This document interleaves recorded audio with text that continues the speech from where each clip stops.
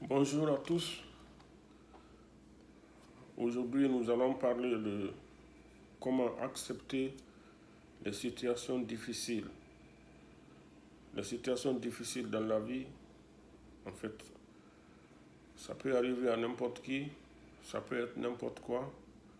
On peut perdre un parent, on peut perdre un boulot, on peut avoir un problème de séparation avec sa compagne, on peut avoir une déception à travers un ami, on peut avoir un accident, on peut perdre de l'argent, enfin tout un tas de choses qui peuvent nous amener à être vraiment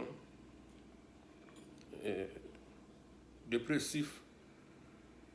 Parce que vous voyez, parce que si vous durez dans cet état, quand quelque chose vous arrive et que vous durez dans cet état, vous ne savez pas où donner la tête et vous ne croyez pas à l'avenir, ça peut vous conduire à la dépression. Et c'est ce qui conduit aussi un bon nombre de gens à la folie, au suicide et à tout ce qui s'ensuit. Donc, le but de cette vidéo, c'est d'essayer d'aider les gens et les autres à surmonter à surmonter ces étapes difficiles de notre vie. Parce que chacun de nous rencontre ces étapes-là. Chacun d'entre nous a perdu un parent, chacun d'entre nous a perdu un boulot, chacun d'entre nous a eu une certaine déception vis-à-vis d'un ami ou bien vis-à-vis d'un parent ou bien quelque chose. Peut avoir vu quelque chose vraiment qui t'a vraiment travaillé, qui t'a beaucoup déçu. Donc, le but de cette vidéo, c'est d'essayer d'expliquer aux gens, essayer d'aider les gens à surmonter ces périodes de difficulté. Comme en Afrique, souvent quand il y a des problèmes de décès ou autres, les gens ils se réunissent pour venir supporter moralement la personne afin que la personne puisse bien surmonter ses difficultés. C'est une sorte d'entraide que nous nous fournissons les uns aux autres pour pouvoir surmonter les difficultés. Donc, sans plus tarder, nous allons commencer à énumérer les étapes qui peuvent nous aider à surmonter ces difficultés. La première étape, c'est d'abord la croyance, c'est-à-dire qu'il faut croire à l'avenir, il faut croire en Dieu, il faut croire que les événements qui nous arrivent dans la vie, ce sont des choses qui nous arrivent pour nous construire, ce sont des choses qui nous arrivent pour nous donner de l'expérience, ce sont des choses qui nous arrivent pour nous donner la voie sur laquelle il faut avancer, tout en évitant les erreurs du passé. Il faut croire en Dieu pour ceux qui croient. C'est important parce que quand on croit, ça aide beaucoup à surmonter ces périodes de difficulté. Donc, sans plus tarder, nous allons commencer le premier moyen de surmonter ces difficultés, en dehors de la croyance bien sûr. La croyance, c'est le numéro un de tous les moyens pour surmonter toutes les difficultés. La croyance vient en première position. Donc, je ne parle pas tellement de ça, je parle en plus de cette croyance, ce que les gens peuvent faire pour surmonter ces difficultés, ce que j'essaie de donner un peu selon mes explications dans cette vidéo. Donc, cette croyance, c'est d'abord accepter la situation. Accepter, ça ne veut pas dire qu'on se résigne, c'est-à-dire on croise les bras, on ne fait rien, non. Accepter, ne pas dire, ce n'est pas dire que ça devait arriver. Bon, c'est une raison. Il y a une raison que ça arrive, obligatoirement. Ça ne veut pas dire accepter. Est-ce que vous voyez? Accepter, accepter, c'est de voir la situation telle qu'elle est et de l'accepter telle qu'elle est, parce que souvent, c'est des situations dans lesquelles vraiment on ne peut rien. Est-ce que vous voyez? C'est dans ce cas on dit vraiment il faut accepter la situation telle qu'elle est et essayer d'envisager l'avenir avec. Il faut construire sa vie avec. C'est ça, accepter. C'est ce qui veut dire accepter. Donc, parce que les gens vont faire de la confusion entre accepter, bon, je croise les bras, donc je ne fais rien, puis c'est tout, quoi. Non, non, non. Ce n'est pas une question de croiser les bras. Est-ce que vous voyez? Donc la première des choses, c'est d'abord accepter la chose telle qu'elle est. Est-ce que vous voyez? Ensuite, accepter ses émotions. C'est-à-dire que si, par exemple, vous avez un décès et que vous vous sentez vraiment triste, bien que vraiment vous vous sentez décontenancé, vous ne savez même pas où donner la tête, il faut savoir que c'est quelque chose de normal. Il ne faut pas mettre ça dans le cadre que, par exemple, moi je suis faible, ou bien un homme qui se met à pleurer parce qu'il a perdu un parent, il se met à dire, bon, vraiment, moi je suis faible parce que moi j'ai pleuré. Non, il faut accepter ses émotions et aller avec. Quand quelque chose vous arrive, il faut essayer de l'évacuer. Quand vous l'évacuez, vous vous sentez encore mieux. Parce que vous voyez, les gens qui s'abstiennent de pleurer, qui s'abstiennent de crier, qui s'abstiennent d'expliquer les choses, ils gardent ça au fond d'eux. Mais ça, c'est une mauvaise chose. Il faut essayer d'extérioriser, il faut essayer d'accepter les sentiments, des sentiments que cette perte ou bien que cette déception vous procure. Il faut accepter tous ces sentiments-là et aller avec. Est-ce que vous voyez? Donc, accepter les émotions, ensuite, être bienveillant avec soi-même. C'est-à-dire être bienveillant avec soi-même. Souvent, nous ne sommes pas bienveillants avec nous-mêmes comme nous ne sommes pas avec les autres, évidemment, parce qu'il faut être bienveillant avec soi-même. C'est-à-dire que quand quelque chose vous arrive, il ne faut pas dire « ça m'est arrivé parce que vraiment je suis faible, ça m'est arrivé parce que vraiment je suis bête, ça m'est arrivé parce que vraiment je n'ai pas su faire ce qu'il fallait faire ». Mais l'erreur est humaine. Il faut accepter vos erreurs, mais il ne faut pas vous blâmer, il ne faut pas vous mettre de la pression en plus de la pression. C'est-à-dire que vous allez dire, moi je ne vaux rien, si cela est arrivé, c'est parce que vraiment je n'ai pas su prendre ma place, je suis ceci, je suis cela. Non, il faut être optimiste, il faut être positif envers soi-même, il faut être bienveillant envers soi-même. Il ne faut pas se culpabiliser. Est-ce que vous voyez? Il ne faut pas se culpabiliser ou bien s'énerver contre soi-même. Parce que si vous vous énervez contre vous-même, cela ne fera qu'empirer encore votre situation. Alors que nous sommes là pour que cette situation, vraiment, vous puissiez la digérer dans de bonnes conditions. Donc, si vous vous culpabilisez, cela, ou que vous vous énervez, cela ne peut que vous enfoncer encore de plus. Est-ce que vous voyez? Donc, il ne faut pas aussi tomber en troisième position. Qu'est-ce que nous pouvons dire? Il ne faut pas tomber dans le jugement. C'est-à-dire que tel a fait ceci, c'est à cause de cela. Ça c'est arrivé, c'est parce qu'il y a eu ceci, il y a eu cela. Il ne faut pas tomber dans le spirale de jugement. Parce que dans la vie, toutes les épreuves qui nous arrivent, ils n'arrivent pas contre nous. Ces épreuves arrivent pour nous. Est-ce que vous voyez, dans la vie? C'est comme ça. Je peux vous donner l'exemple de Sundiata Keita. Sundiata Keita qui est né infirme, il ne pouvait pas marcher. Est-ce que vous voyez? Il est resté longtemps dans cet état. Il était frustré. Et quand il a vu que vraiment sa maman était rejetée, sa maman voulait des choses que vraiment les gens ne voulait pas rendre service à sa maman parce qu'on lui dit, bon, il y a ton fils qui est là-bas, va dire à ton fils assis, il n'a qu'à faire ceci, il n'a qu'à faire cela. Ça l'a frustré. Donc, cet événement de la vie lui a donné une force intérieure qui l'a transformé en amour. Et ce qui a fait qu'il s'est levé. Il s'est levé et puis il est parti honorer sa maman. Donc ça, c'est des événements qui arrivent, toutes les choses qui nous arrivent dans la vie. Il ne faut pas dire que ça, c'est arrivé, il ne faut pas voir seulement ça. Tout est cause et effet.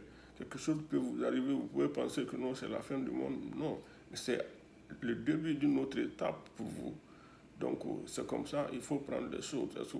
Si Sundiata Keita ne c'était pas le sentiment qui lui a conduit à l'énervement. Et l'énervement, il a transformé cet énervement en amour pour sa maman. Et ce qui l'a conduit, qui s'est levé pour aller sauver la face de sa maman.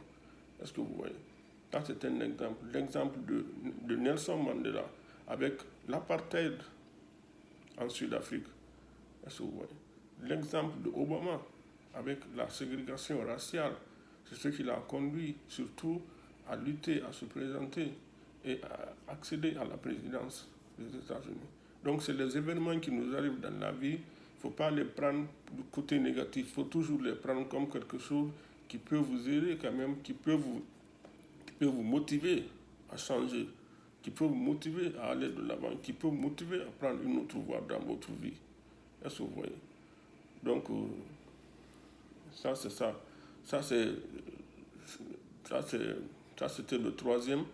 Le quatrième, arrêtez de dire pourquoi. C'est-à-dire que arrêtez de dire le pourquoi, de vous concentrer sur le pourquoi et concentrez-vous sur le comment.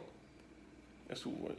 C'est-à-dire quand quelque chose vous arrive, vous vous asseyez à pourquoi ça m'est arrivé parce que moi je ne suis pas bien, pourquoi ça m'est arrivé, pourquoi c'est pas arrivé aux autres, pourquoi ça m'est arrivé à moi, pourquoi. C'est une façon aussi de se mettre la pression. Donc au lieu de penser à pourquoi moi ça m'arrive, pourquoi ça n'arrive pas aux autres, il faut au contraire penser comment, c'est-à-dire comment il faut faire face maintenant à la situation, puisque c'est la situation dans laquelle vous êtes, la situation est déjà arrivée. Donc il faut essayer de voir le comment au lieu de se concentrer sur le pourquoi. Parce que vous concentrez le pourquoi, c'est comme une comparaison que vous allez faire et ça alimente surtout votre ego et ça vous avance à rien. Donc il faut essayer de voir, par exemple, quand vous avez un décès, le décès arrivé, maintenant comment il faut faire ceci, comment il faut faire des sacrifices, comment il faut faire l'enterrement, au lieu de vous asseoir à dire, bon, vraiment, pourquoi ça s'est pas arrivé à une autre personne, ou bien quand vous êtes licencié, ou bien quand vous perdez votre boulot, vous mettez à vous concentrer sur pourquoi ça m'est arrivé. Il faut plutôt vous concentrer sur comment avoir un autre boulot, comment chercher un autre boulot, comment s'améliorer pour avoir un autre boulot, peut-être plus performant encore. C'est ça aussi. Est-ce que vous voyez? Donc, ensuite, le cinquième point, il faut faire preuve de discernement. C'est-à-dire, le discernement, quand vous avez un problème, vous savez ce que vous pouvez résoudre. Les problèmes, comme je l'ai toujours dit, vous pouvez catégoriser les problèmes. Les problèmes que vous pouvez résoudre, vous vous concentrez là-dessus pour résoudre à votre manière. Ok. Les problèmes que vous ne pouvez pas résoudre, il ne faut pas vous concentrer là-dessus. Il ne faut pas vous mettre tout votre effort là-dessus, mettre une certaine pression pour résoudre ces problèmes. Est-ce que vous voyez? Donc, parce que si vous devez être en ligne avec l'univers, est-ce que vous voyez? À chaque fois que vous n'êtes pas à l'aise, à chaque fois que vous êtes content, que vous n'êtes pas content, à chaque fois que vous n'êtes pas dans votre peau, c'est que vous n'êtes pas en harmonie avec l'univers. Est-ce que vous comprenez? C'est-à-dire que quand, par exemple, il doit pleuvoir, vraiment, au lieu de... Vous devez faire quelque chose, et subitement, il commence à pleuvoir, et au lieu de chercher une solution pour sortir, aller vaguer à vos occupations, vous vous mettez à dire pourquoi il pleut maintenant. Ça vous met dans un état. Ça vous énerve. Et quand vous êtes énervé, c'est que vous n'êtes pas en phase avec l'univers. Bien, quand il y a un embouteillage quelque part, vous commencez à gratter la tête, vous commencez à crier dans votre voiture, mais pourquoi il y a l'embouteillage, ceci, cela. C'est des choses qui arrivent dans la vie, c'est des choses contre lesquelles vous ne pouvez rien faire.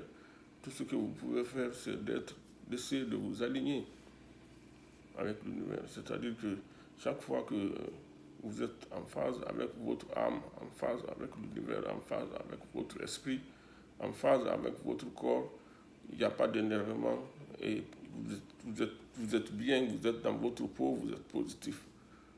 Est-ce que vous voyez? Donc, il faut faire le discernement. Le discernement est très important dans la vie parce que ça vous permet d'avancer.